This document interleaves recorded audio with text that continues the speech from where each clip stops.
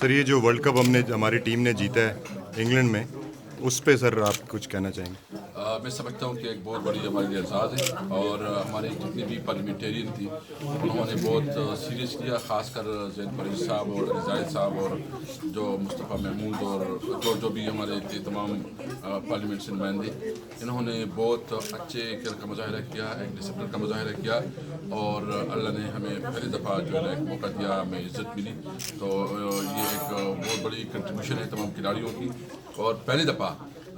مطلب ہاؤس کے اندر جو بھی حال ہو، جتنی بھی لڑائی جھگڑا ہو، لیکن شکر ہے کہ کم از کم قوم کو یہ میسج مل گیا ہے کہ تمام پارٹیز جو ہے نا قومی مقاصد کے لیے ایک ہوتی ہیں۔ اس میں جو